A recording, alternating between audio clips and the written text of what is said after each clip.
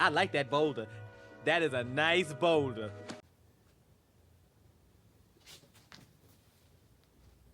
Good morning, good afternoon, and good evening, ladies and gentlemen.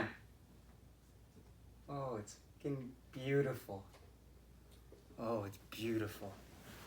Oh, it's so, oh, yes. Yes, this is... Woo! Yes! So, Jets defeat the Vancouver Canucks 4-3 in overtime. Let's get into this game. It started out terribly, but let's get into it. So first off, Pierre-Luc Dubois, DUBEY DUBEY DUBOIS is in. Hellebuck is in. Harkins is out. Okay. Holtby's in the net. The lines, interesting. It has Pierre-Luc Dubois on the first line, left winger. I like this decision because it just gets him back in the motion of his systems and all that. It's all good. Oh, like I don't. People were worried. Why is he playing for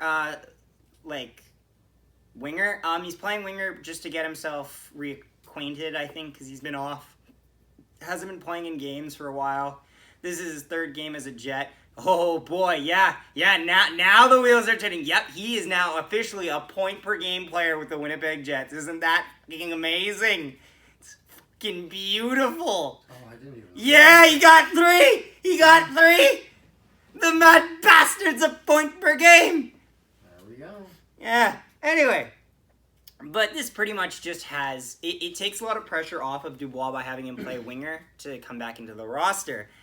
And oh fuck that. Let's just get right into it. So the first half of this game is really about frustrating. Like it's just frustration because the Canucks dominated this. Yeah, we could put it back for now. The Canucks dominated the first half of the game actually. Early in the first period. Forbert had to pretty much atone for what happened. He got into a fight with Zach McEwen, and I recorded a reaction to it because I figured, let's start doing reactions for fights. I picked a bad time to start. Yep! Saw this one coming! Forbert and McEwen. Now you better win this. You better win this. Oh, that hurt. They're holding. There's a lot of hold. This happens a lot in fights. Oh, no, okay. Ouch, there's a nice punch by McEwen. McEwen's holding him. Oh, McEwen won the fight. Okay. Yeah. There's always going to have that happen, honestly. Like, you come after one of the rookies, that's always going to happen. And I'm happy they got this out of the way now, rather than a hit from behind. They did it right in the middle of the ice. That's a good way to handle it. Yeah, Forbert gets brained by McEwen. That's unfortunate. Forbert had a rough night, I will say. He had a bad game. So later in the period, not that much later, Sutter wins the draw, and Jordy Ben puts it on net. Goes off the backboards and goes right to Sutter's stick, and he makes it 1-0 for the Canucks. It still feels surreal that we shut them out. Not gonna lie. Wow! Well, maybe that's why it feels surreal! And the Canucks are up 1-0. Damn it. Oh, me and my mouth. Ugh. Hey, I wonder why it felt so weird that we shut out the Canucks. Because they would score immediately. Like, I'm not mad. I usually don't get mad this early in games. I'm a little annoyed that we gave up the lead. But, like, oh, that's such a bad luck. It bounces perfectly to the front of the net. Why does this always happen to him? Ugh. Yeah, there's nothing he can do on that. I think the only thing I would argue is Hellebuck probably should have been... It's really hard to keep a straight face now because I know the results of this game. I know where we're going. I know where we're freaking going, guys. I know where this game ends. It doesn't matter what happened. But like, Hellebuck probably should track this puck a little better when it comes behind his net, but yeah, it's 1-0 Canucks. Third line gets some zone time, although the third line was struggling to make an impact out there because Canucks were really holding them to the outside. Specifically third Hellebuck line, makes... Specifically the third line? Yes, I wrote down third line here. Fun fact, the Canucks are 8-1-1 after they score first, and the Jets are 3-4, I believe, if they're trailing after 2 periods, something like that. Guess what? They're 8-1-2 now. But anyway, first line gets a chance. I really like the first line, actually. This is, even before the comeback, I was really digging the first line. They played very well together. And here's the thing. Scheifele and Wheeler are not guys that are necessarily the fastest out there. They're a lot more, their hockey IQ is a lot more what gives them a lot of chances. Like, in Wheeler specifically, his ability to make passes is very key to him. Doesn't mean they're both slow, but they rely on that more. In comparison, Kyle Connor and Nikolai Ehlers rely a lot more on their speed to get past players. I think that's why... They have a lot more technical skill as opposed to Scheifele and Wheeler, who rely a bit more on their mental skill. Yes, so to speak. Yeah. But anyway, as I was saying, what makes this more impactful, though, is that Pierre-Luc Dubois, I feel like people mistake him for being a floater, but I don't see him as a floater. I see him as a guy who likes to always scan the ice. He's not the fastest guy out there, but he's always aware of where he's trying to go and what he wants to do. We'd see a lot more come the second period. But anyway, even in the first period, you could tell that he was paying attention to things. I wrote a lot down in the first period. Jesus. Physicality, there is a very horrible play where Pionk's stick breaks and forces Forbert to take a hooking penalty. They would not score on that, thankfully. Yeah, chances. Scheifele misses an open net. Oh, lost my mind. I'm not sure if he missed the puck, though. Another bounce off the backboards is making me nervous. Then there's there's also a lot of turnovers in our own end. This needed to be cleaned up, honestly. And that leads to Elias Pettersson. It's like a pinball play that gets to him, and he just backs it right between his legs to put the Canucks up 2-0. No!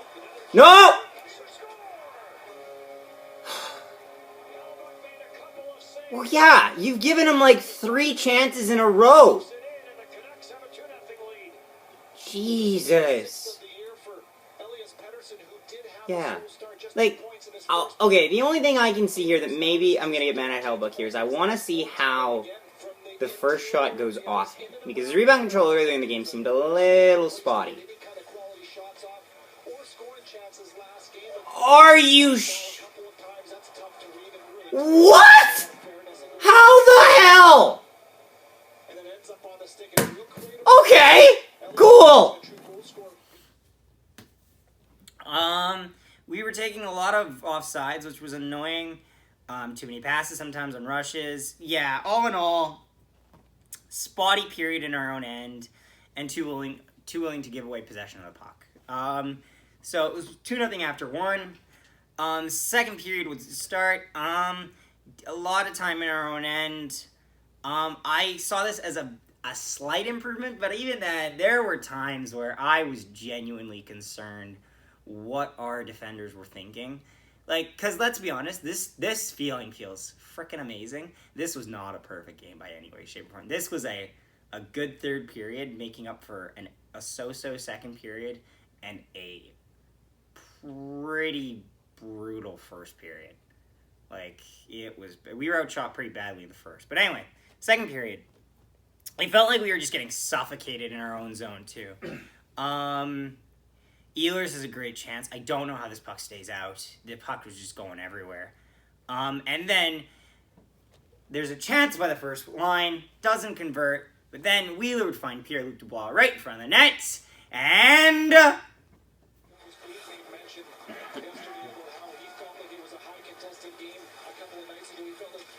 Go, PLD. Skate hard. Shoot first. Attitude. Shoot first. Attitude. Yes! Fuck yes!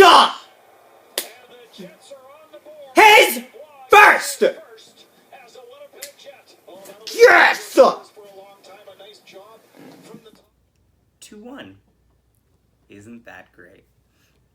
putting it up yet. That's for his celebration. The other one. Yes. And right after that, that would pretty much be, and then pretty much after that, we'd be hemmed in our own zone for another bit. They missed a hand pass on Tyler Myers, which, you know, is pretty hard to do, especially considering he's 7'8". Come on, refs. How do you miss that? Like, if a guy jumps up like this, like he's not headbutting it, how do you miss that, refs? It didn't result in the goal. It was just really annoying. Because everyone was on the ice, knew it was a hand pass. Players started skating up more straight. That shows that they're kind of... stood up, go. Yeah. Yeah. But anyway, and then Appleton had a bad giveaway. Appleton's game was a bit hit and miss for me. At times I felt like he was really trying to put the pressure on them in the offensive zone. But at times as well, he just felt like he was giving it away a lot. Although that was the general consensus for a lot of guys in our team, but still. Scheifele gets a breakaway at the end of the second period, runs at a time, and it was like, ugh, damn it. But anyway, it would be 2-1 after the first. Better, but not an easy period, I'd say. Pullman is out. Pullman, I do not know why he was out. He just did not return for the third period. Huglander gets a hooking penalty. It's accidental, but it's a hook. And then Scheifele later, not on the power play, but Scheifele would get a breakaway chance, and then he would shoot. It would squeak past Holtby, and Nate Schmidt would inadvertently put it in his own net by trying to stop it, and that would make it 2-2. Reaction here.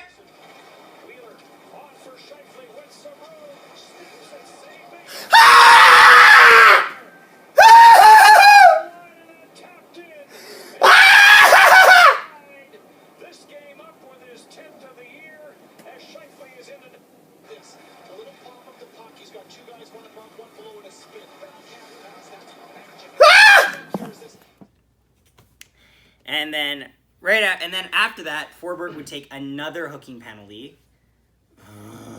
It was frustrating. And it was a long delayed penalty too. They wouldn't score, and then Sutter would get called on the high sticking. He pretty much battle axes Dubois in the side of the head by accident because he was tied up with Scheifele. That is still a penalty. We go to the power play, and Pierre-Luc Dubois finds Pionk. 3-2 Jets lead. Sure. Walk it. Bang. Yes! Fuck yes! Yes! Woo! Fuck yeah!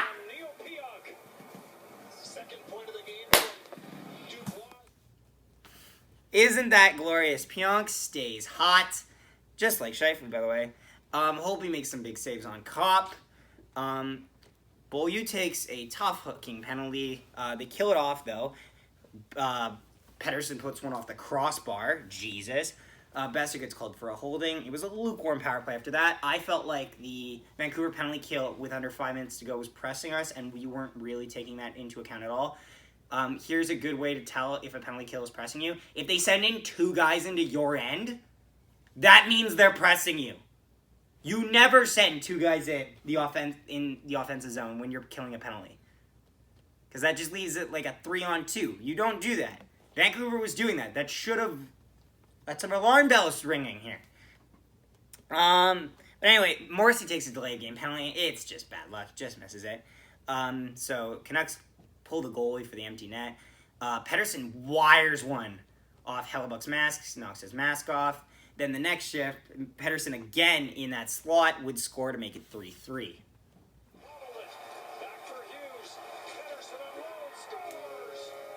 Yeah. Hellebuck was staring down a screen the entire power play. Damn it.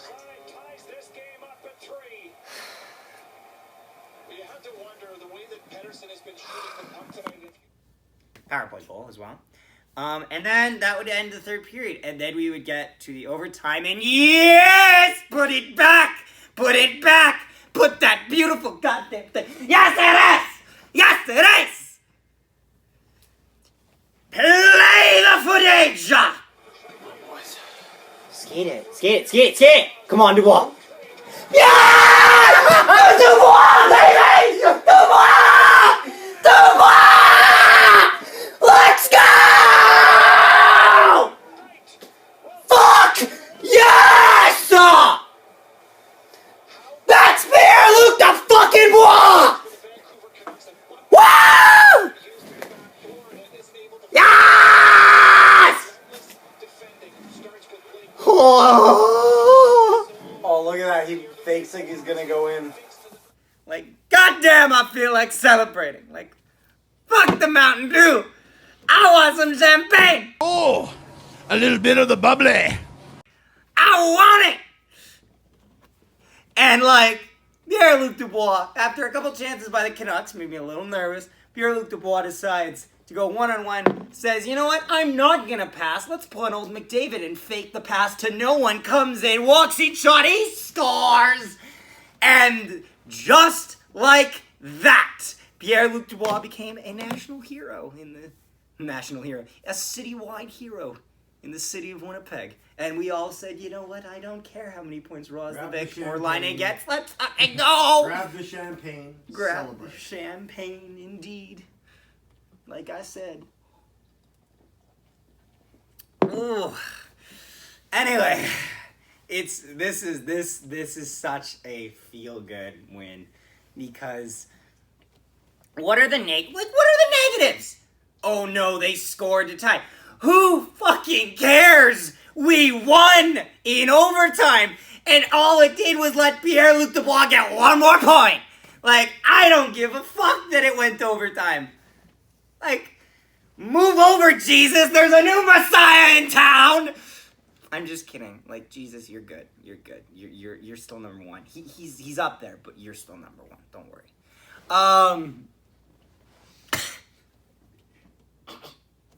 Anyway, this was just great because honestly, it reminded people that Pierre-Luc Dubois, is still an elite player. Like, I feel like people forgot that just because the other two people in the trade were really producing. Pierre-Luc Dubois is still Pierre-Luc the frickin' Bois. Like, he's still gonna produce, and this game is proof of that. It wasn't like people were holding his hands. The last goal he got just by himself. Like, great. So, top 3 performers. This is shorter, but, like, honestly, what else is there to say? Pierre-Luc Dubois looked amazing. Top 3 performers, I would say are, number 3 would be, ooh, who are we putting the 3 here? I'll actually go honorable mention, Connor Hellebuck, number 4. Actually, no, fuck it. I'll give Helly number 3. Blake Wheeler gets number 4.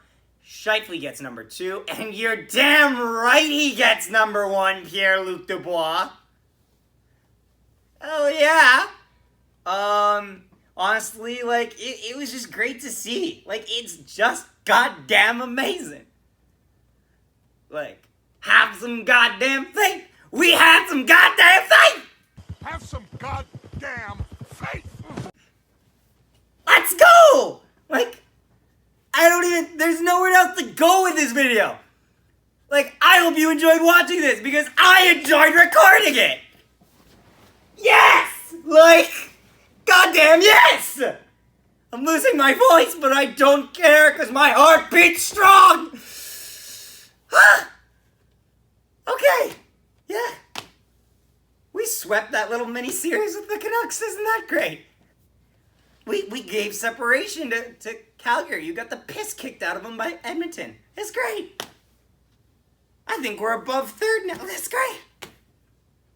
I hope you enjoyed this. Please leave a like if you did. And Canucks fans out there, you guys, you know what? Shit happens. You played good, and you know what? At least you got the point, which can be more than we can say for that one game that Winnipeg had against Ottawa. But I'm not even thinking about that now because we fucking won! Anyway, yes, please leave a like if you enjoyed this video. Don't forget to subscribe, and we will see you next time. And follow us on Instagram at No One Hockey Podcast, because why the hell not? It's a time to be alive! Woo! Thank you for watching, and we will see you next time.